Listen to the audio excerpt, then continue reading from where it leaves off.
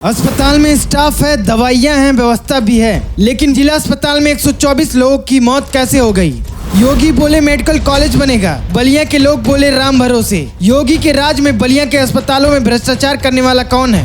बलिया में सैकड़ों मौतों की जांच करने एसी वाली गाड़ी से आई लखनऊ वाली टीम। गाड़ी से उतरते साहब बोले हमें लू क्यों नहीं लगी।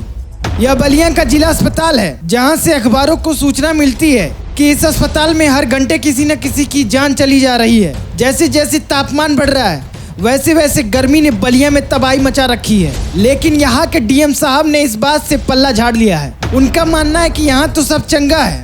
कोरोना का समय तो आपको याद ही होगा, कैसे लोग एक एक बेड के लिए लोगों से गुहार लगा रहे थे। बलिया में यह सब दोबारा हो रहा है।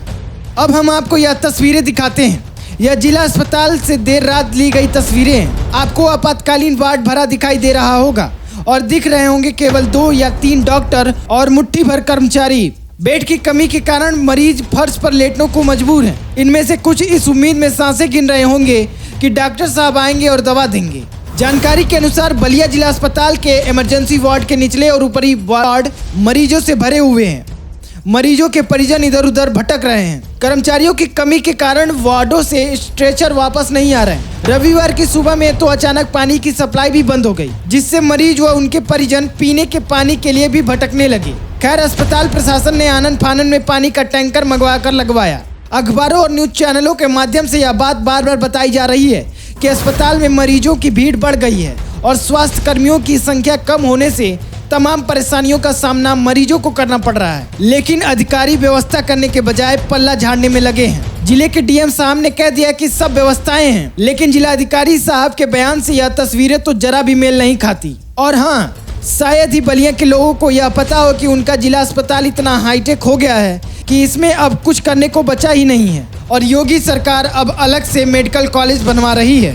अगर उत्तर प्रदेश के जिले में लू लग जाने की वजह से सैकड़ों लोगों की मृत्यु हो रही है, तो आप उत्तर प्रदेश की सरकार का स्वास्थ्य का मॉडल समझ लीजिए।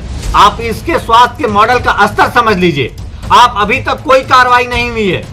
नपेंगे तो छोटे कुछ अधिकारी नपेंगे। स्वास्थ्य मंत्री अभी तक गायब है, नादारद है। इस मामले की जांच के लिए यूपी के स्वास्थ्य मंत्री ने लखनऊ से जो टीम बलिया भेजी थी, उनकी बातें भी सुन लीजिए। बलिया में जांच के लिए निदेशक स्वास्थ्य doctor AK Singh, doctor KN Tiwari व संयुक्त निदेशक डॉक्टर मोहित कुमार रविवार को जिला अस्पताल पहुंचे।